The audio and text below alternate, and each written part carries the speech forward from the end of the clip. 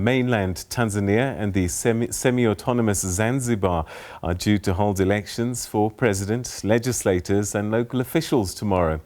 Incumbent President John Magufuli is seeking re-election on the mainland amongst a crowded field of 15 other contenders. He is the candidate of the Chama-Cha Mapinduzi party, which was uninterruptedly governed Tanzania since independence in 1961. More than 29 million people have registered to cast their ballots. Polling stations are due to open at 7 a.m. and close at 4 p.m.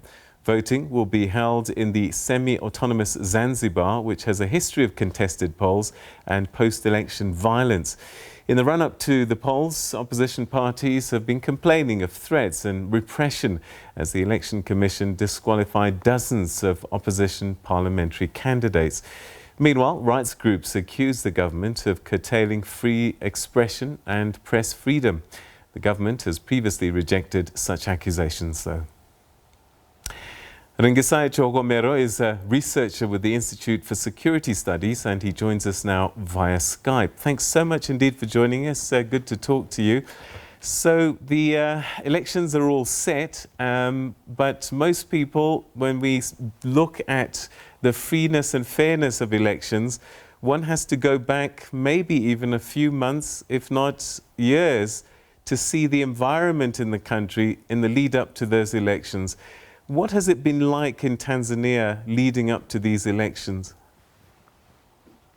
Thanks, Peter. Thank you for having me. And as you correctly put it, elections are not a one-day event. They're a process, and they're a product of accumulation of years. And in this case, you want to trace it just a bit back to 5 years when President Magufuli came into power with two aims. One would say was to fight corruption and set the country on an upward economic trajectory, which his predecessor started anyway.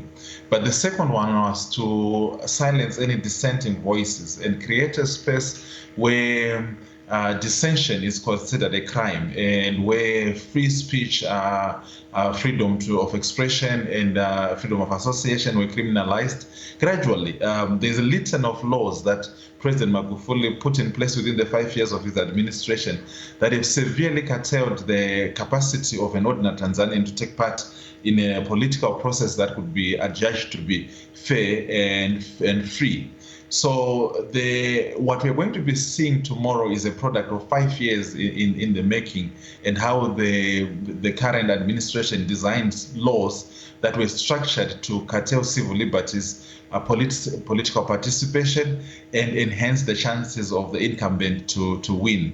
And as you correctly put it, there have been serious incidents that have taken place in the last 2 months since the president declared the country open for campaigns from August, including subtle intimidation, covert violence, and disruptions of opposition rallies and campaign functions.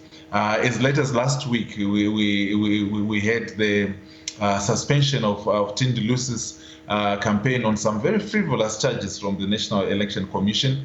And over the weekend, there were allegations of an abduction of the campaign manager in Zanzibar. And all this builds into the overall election environment that we have to put into perspective when reading tomorrow's elections.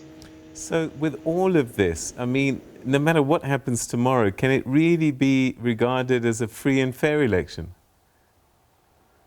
No, that is the direct answer. But what you have, Peter, as you might be aware, we have certain bodies that have the legitimacy to declare an electoral process as free and fair. And one is the local electoral management board in Tanzania, which would be the National Elections Commission. Two, they'll be looking at the regional bloc, SADC. Three, they'll be looking at the African Union, and to some extent the Commonwealth and so on and so forth. Now, for as long as these three bodies are in codes, as I always say they are, we are going to have a different declaration that is very opposed from the reality on the ground. This is not to preempt what will happen tomorrow, but just looking at the processes that have been running up to the elections. to what extent were the citizens' access to information, which is one of the key tenets of the SADC's principles and guidelines on electoral management, that citizens should have access to information so that they make informed decisions, that all opposition parties should have equal access to state media, and that there must be freedom of campaign and freedom of association. So in looking at the tenets that have been set by SADC, there is no way that you can judge this election to have been free, and the integrity of it is very compromised. But because the responsibility to declare an election free and fair is not within the citizens' hands, we already can predict the kind of reports we've read from SADC, election observers from Zimbabwe, from Malawi, from Mozambique. All right, so I'm reading reports that opposition are accusing police of killing 9 people during protests. Yeah, so the dynamics of politics also, Peter, is that every camp has to posture and has to present an optic, right? And has to present a narrative that works. There's been allegations from the opposition, and they cannot be dismissed easily, because what we know now that there's a lot of media blockage. There were allegations this afternoon that there's been some clampdown on internet and Twitter. We're yet to verify to what extent. So we have allegations that the opposition, when they have opportunity, can share with us. For the moment, we have not been able to verify those killings. What we've been able to verify has been the arrest of the Zanzibar presidential candidate in the mornings around 8 a.m. when he had gone to cast his vote. And it's an interesting situation there, which on one hand is a good political move, just to expose the kind of shenanigans that are happening in this pre-election elections for security forces and electoral management personnel that have to vote a day before. All right, so help us understand what changed 5 years ago, because, you know, when we look back, and perhaps we were looking through tinted glasses, but you know, how you describe the current administration doesn't sound like Jakaya Kikwete, doesn't sound like Benjamin Mkapa, doesn't sound like Al-Hassan Mwinyi. What has changed? Why such a firm hand under President Magufuli? Peter, the political dynamics in Africa are a bit complex, and how one sets to create their own legacy is also a narrative that they create on their own. So there are 2 things that happened in the last 5 years. And what we would say, as I mentioned in the beginning, that Magufuli's approach was to say there's been a lot of corruption and there's been a lot of collusion between business, especially multinational corporations, and political elites in Tanzania. So he started his administrative years with a force, and became a very powerful force to reckon with in terms of fighting corruption, in terms of trying to set the record straight. But the danger of doing that was to say, it took an approach where you are saying the end justifies the means. So you'd get to a hospital, you'd get to a public institution, find maybe the chief executive is not there, find that the accounts are not in order, and you'd summarily dismiss people. Now, whilst this was applauded as a good thing, we did not look in a more nuanced way at what is happening. What you have here is an abrogation of the institutions that are supposed to follow due processes, where we all know that anyone who is in employment as a contractor, and if there's any allegations of corruption or misuse and abuse of power, there's due process that has to be followed.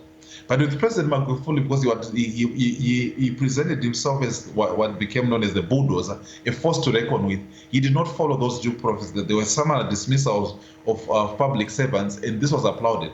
But this was already the creation of a very firm hand in Tanzania that he meant to rule the country with.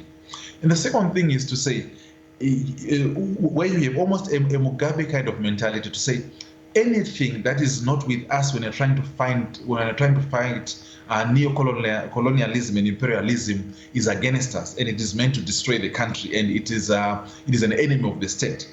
So any dissenting voice in this situation was then treated as an enemy of the state.